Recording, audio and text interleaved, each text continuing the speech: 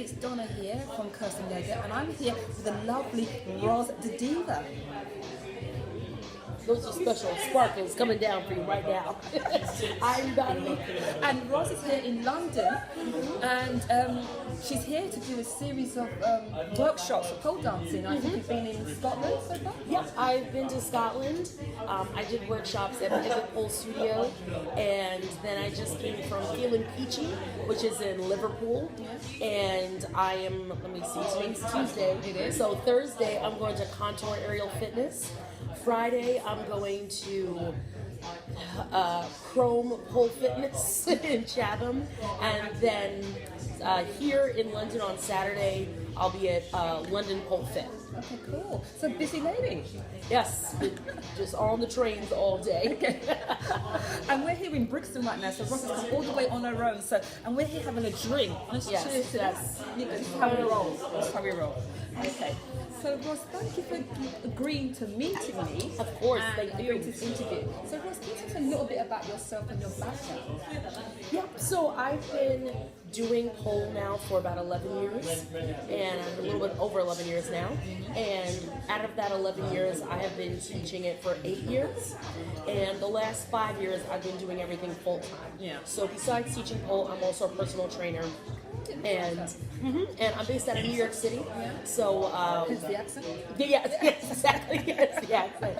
I live in Brooklyn, and so I do that. So that's what I do mostly when I'm at home, and then I also travel about once a month doing special kind of pole workshops and other places, mostly within the States. But then at least once a year, though, I try and get out of States because we're crazy. Need a break. Hence why you're here with us. Exactly. So Roz, can you tell us how you got into pole dancing? Yep, so I got into pole. It was just a class at the gym, and it had dance in the title, so I was like, oh, that sounds fun. I like to dance. And I got my behind whooped. It was the hardest thing I'd ever done physically, and I was not good at anything. I was one of the largest people in class, if not probably the largest person in class, and I was in love from the very first day. Yeah. So I've been really fortunate that I just found a sport that I really liked. You know, I played sports as a kid pretty consistently, so I wasn't new to athletics, but I was certainly new to pole, new to strength training that comes with pole, and well, here we are now.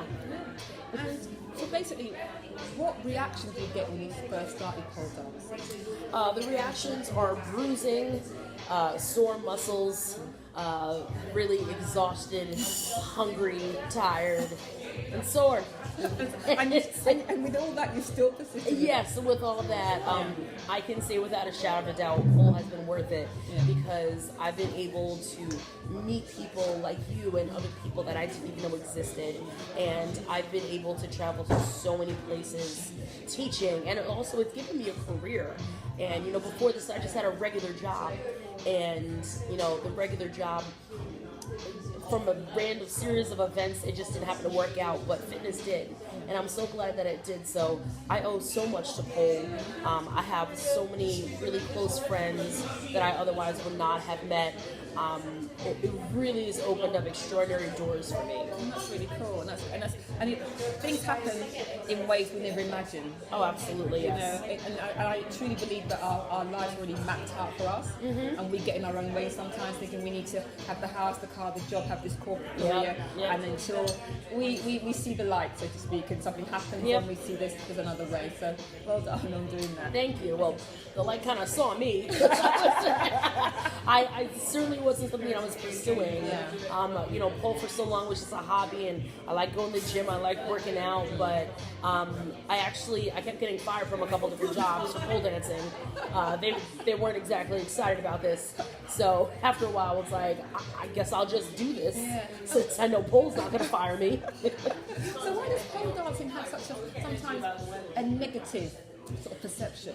Yeah, because humanity doesn't know what to do with women, essentially. And humanity doesn't really know what to do with women who make decisions for themselves and their sexualities and their bodies and their athleticism. It's inconvenient because it helps, and this isn't just women, by the way. This is really for anybody who tries pole. It makes people nervous. I genuinely think that it's a new culture of people standing up for themselves, of being in control of themselves, and sort of taking the old norms and flipping them on their heads. And I think for some people, they don't want that. Yeah. Change is a hard thing to do no matter who you are and no matter what you are and what you're doing. So pole dancing challenges a lot of the norms of what it means to be an athlete, what it means to be a dancer, what it means to be an entrepreneur. And for reasons unbeknownst to me, that's scary for people who have nothing to do with it.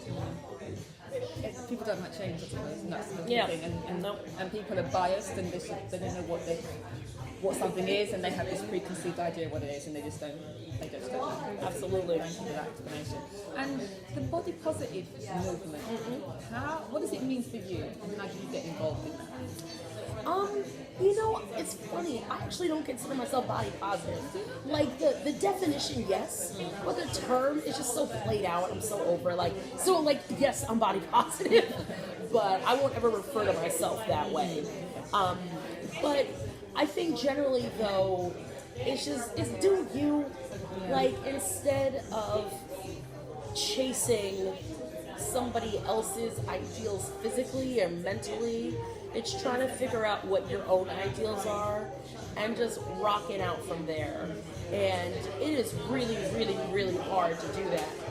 And it's a difficult, a complicated mess of layers that are all tangled up within themselves. And but I personally, I love fitness. I love working out so much, and so much of my career has been trying to work with people, particularly plus-size women, about trying to help them be a more awesome version of themselves. And that's what I would think body positive really means to me, is trying to help show people not just what you can't do or what you aren't, but show what you are. Because I do feel like everybody's starting with some talent somewhere physically, and unless you're put in a situation or you seek out a situation where you can really thrive, you don't know what that talent is. That's so true. I find a similar thing with yoga, because everyone thinks that to do yoga, there's something they have to be at a certain point. They have to be strong, they have to be flexible, and they don't seem to realize it's a byproduct of coming to do that. Which is like with pole dancing, you need a lot of strength. Yes. So what would you say to somebody who's considering pole dancing? Go. Where do you just go? Okay, fine. Just go. I already know what's going to happen. You're going to make a list of all the reasons why you can't do it. Because you're too old, you're too fat, you're too black, you're too weak, you're too something. Shut up and show up. Nobody is good at pole when you start. You're going to suck. You're going to suck more than you ever thought you could suck at an activity in your life. It's going to be embarrassing. You're not going to look sexy. You're not going to feel strong. You're not going to feel powerful. You're not going to look good. You're going to be walking trash in class. But if you go to the right class with the right instructor, it'll be the best time being walking trash you will ever have. And you go to pole, so you build all those skills that you don't have. You don't have to come in already good at it. If everybody was really talented at it when they started, I would be unemployed. You wouldn't need a teacher. Please don't take my job away. So if you're thinking there's no way I could do it, shut up and show up. That's very good advice. Just show up, guys. Just show up. Show up. I mean, I know people write to me privately all the time looking for a motivational boost or an inspiration, or like, I can't do this. Like, tell me. I'm not gonna sit here and feed your insecurities. I understand that they're there. I'm not saying that they're invalid, but I'm saying you can't make rational decisions based on irrational. They come for you? They come for you? I don't know. She's here. She's here. Oh, that's right. Oh, there we go. You got your visa, right? Yes. Oh, woo, got that passport. Right here. So, yeah, as I was saying, you can't make decisions based off your insecurities. And that's where people get stuck, is that's what they do, is they make a decision whether or not they're going to do something based on your insecurities, which your insecurities aren't going to make logical decisions. They're going to be emotional decisions, which aren't always bad, but if they stop you from living your best life, that's a problem. And you know, and it's like life. Life's not easy. Like my mum always used to say this saying: if something's worthwhile, it's not easy to get the reward. If it was easy, everyone would do it. Understood. Yeah. And what has pole dancing given you in your journey? Pole has given me an introduction to strength training. And in that, I mean, as I mentioned, I played a lot of sports before, and I really liked playing sports, but so many of youth sports in particular are based in cardio and based in running. So if you are not fast, then you're slow, and you're probably not one of the more desirable athletes out there. And it's really hard if you can't do the primary thing, which is run fast. It's hard to then consider yourself an athlete. And but I did at least. And so when I started doing pole dancing, it was so much resistance and weight and lifting your own body weight, putting your own body weight in different positions, and there's almost nothing more difficult to do than that. But I really love it, and mainly because I didn't have to run anywhere. Somebody had told me this, that all my life, I just had to pick up a weight. Like, where were you in middle school? I could have been in the Olympics right now. I could have lifted up this whole bar. If somebody told me, Roz, it's cool, sit down, pick up a dumbbell. You were mad about that. I'm glad I'm not Roz's old teacher. I could have had a scholarship, man. Jeez. Going back to the image of pole dancing, when on Instagram, if you see, if there was a dictionary and it said pole dancing, an image of somebody, what would that image typically be? Not me. It would probably be somebody who's probably slender, white, six-pack, doing something upside down, looking fantastic.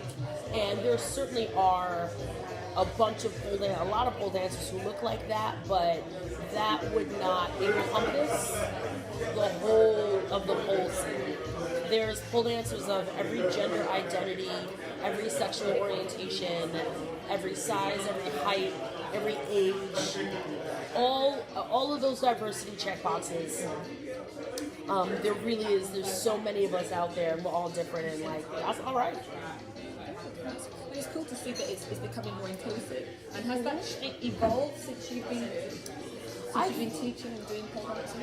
I would say that pole dancing period has evolved extraordinary, so much in the last 10 years. For example, at home in the States, when I started pole dancing, there was maybe 2 national competitions, and I literally think there was 2 of them, and we had a show once a year in New York for a lot of the pole dancers. So it was a big deal. It was huge, and it was great. And now there's shows almost every weekend. It's actually, to be honest, the competition scene and some of the show scene is oversaturated. But now there's so many opportunities for people to perform and to take this out of the shadows. And I think that's also helped raise the profile of pole, and it's exposed pole to people who wouldn't otherwise seek it out or look for it. But now if it's more readily available, they're like, oh snap, that's pretty cool. Am I right in thinking that pole dance has been an Olympic event? Yeah, so there's rumors we're working on. I say we, like I have anything to do with it. I'm not paying for anybody's lawyer. I'm not writing.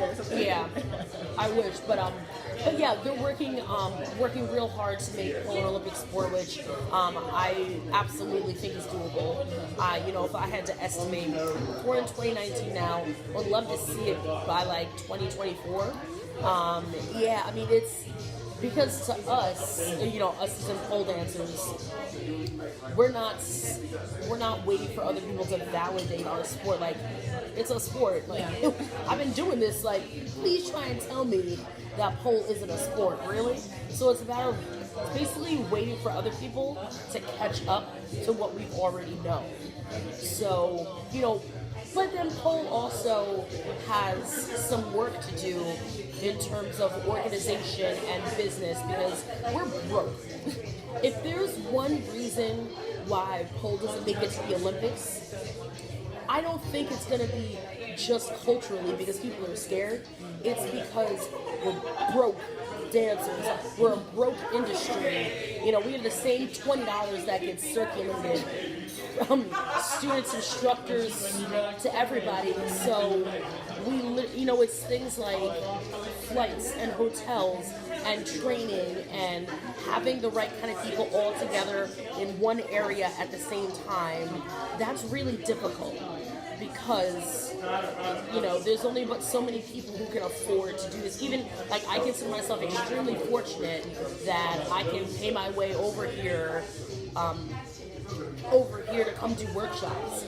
But for me to make that trip viable, I'm working almost every single day, and I am, I spent the night on hundreds of people's couches, and eating quick things here or there, flown the crappiest times on the crappiest flights, because it's what I could afford, and I don't regret any of it. But that's the reality of the business side of the whole. And just talking about health, do you believe in health at every size? I don't know what to say. Like, when I think of a question specifically I get asked is, can you be fat and fit? And I am flat out neutral on that question. And I think I'm neutral because when I think of myself, like, all right, Roz, do you consider yourself fat and fit? I don't know. In some regards, yes. Well, I don't consider myself fat because I hate that. But, like, can you be, like, larger and still be healthy? In some areas, I know I'm in some of the best shape that I've been, physically and at the gym. But then in other areas, I know this is not going to help anybody. Yeah. And I don't have diabetes or anything, but, like, my blood pressure is higher than what it needs to be. And, I do need to watch my A1C levels, blood sugar, and I don't, and I know there's reasons for those things beyond just straight, oh my God, you're overweight, now you're going to die. So I think when I find peace in myself about that, I can probably answer that question. But for right now, I don't know. And you're so confident. Where does that confidence come from? Have you always been a confident individual? Well, actually, I don't think any of this is confidence. I think I'm in my comfort zone. Even now, I love to talk. I don't ever shut up. And I love to dance. I love to move around. I love the gym. So when most people see me, they see that, and so they assume that I'm comfortable with my weight, that I love it, that I'm this beacon of self-love. But, nah, man, I can't stand my size. And it's been a fight since I've been about 13 or so. So we're going on over 20 years where I'm trying to find peace, I think, but not trying very hard, because change is hard. And, I'm good. What I know how to do is to speak negatively about myself, and I know how to control myself that way, but I don't know how to speak positively, and I don't believe it. So rather than, I wouldn't consider myself confident, I just don't care. And, yeah. And as a plus size pole dancer, do people judge you on just based on your looks? Oh, absolutely. The internet has a field day anytime some new piece of media pops up, because they think the fact that I'm my size, and not just with pole, but with me being in a leadership position within fitness or being my job, they think that is the worst thing. They think that I'm a hypocrite. They think that obviously there's no way I could be a talented teacher, because if I was good at sports, I wouldn't look like this. I would be half my size. Yeah. And they don't they think, even with, with pole dance, it's always like, she's too ugly to be a pole dancer. Like, who would tip her? And I'm like, but I'm not a stripper. It's totally different, and, or like, who would let her walk out the house like that? Like, that's why she ends up a man. And I was like, since they can't afford me, that's why I'm single. I want cocktails and appetizers every meal. So, that's the reason. So people, and it's real wild because people will they'll comment on a video where they literally see me hanging off of a pole and they'll still say, you're incredibly out of shape and this is all fine, but you really should be losing weight. And I literally, you're commenting this on a video where I'm at the gym. Yeah. What else do you want me to do? People, you're damned if you do, damned if you don't. I don't worry about that really because I can still afford to live and somebody's paying my rent and like as my clients, so I've got clients, I've got students, I'm good. So as long as I'm fine with people calling me fat and ugly and atrocious, as long as they don't call me stupid, we're all right. Yeah. And you're such an inspiration to so many individuals, including myself. So just Thank you. Keep doing, Thank you. And I am, and like this is that flip side. So for every one person, that calls me a black fat whale, I've got 50,000 people such as yourself, which go out of your way on a hourly basis to say thank you and to show so much gratitude. And sometimes I almost get frustrated because I feel like I can't say thank you enough to everybody as much as I feel like I want to thank everybody for this support, because this career is a team effort, everybody. This is not just me over here in London. This is all of Team Diva who made it over here to London right now. So thank you everybody out there watching. Thank you. And when it comes to the end of the interview, is there any advice for anyone that's out there that's not embracing who they are and being their true self? What would you say? I think if you're still trying to hype up yourself, be the light for somebody else. And if you can't be that light for yourself, that's okay, but you're probably really good at being that for someone else. And that other person, you never know. They might be desperate for someone to believe in them. So even if you just do like a high five or complimenting somebody's sneakers after class, that might be the reason why they come back to class, period. And you probably will never know the full extent of the impact that you'll have on someone else, but if you put out good karma, it's going to come right back to you. And how can anyone connect with you? Yes, I'm very stalker friendly on the internet. Roz The Diva, R-O-Z The Diva. That's Instagram, Facebook, website, the whole Twitter, the whole shebang-a-bang. I've got my schedule of every class that I teach everywhere is online. On Instagram, I'm usually running around naked and cursing and sweaty. And Facebook is the same thing, which my parents are very excited about. Yeah, no. Actually, I should have done this at the beginning, but Mom, Dad, Lindsay, Grammy, thank you for being the amazing people that you are. Because I probably would have looked at me crazy if my daughter said, "Oh, I'm gonna be a pole dancer." You're like, Alfred, did you pay those private school bills? What? But they never looked at me crazy. I'm still waiting for them to figure out what I actually do. They know. So thanks for keeping it too real. I don't know. For those of you that are in the UK, in London, this is where you are at the weekend, so come on down. I shall be there. So we can hang out with you. London on Saturday, April 20th, from, 1500 o'clock to 1900 o'clock. You guys, these are big numbers. I'm doing the math, the clock math in my head. From 1500 to 1900, I'll be sweating, yelling at you, swinging around the pole. Beginners are absolutely welcome. First workshop is about plus size pole dancers. It's open to students, it's open to instructors, anybody who wants to roll through. Second workshop is about building your confidence as a dancer. You don't need any skills. Newbies coming in, it might go a little bit fast for you, and we might talk about a lot of stupid old jargon. You'll be all right. Show up. Okay, thank you. Thank you.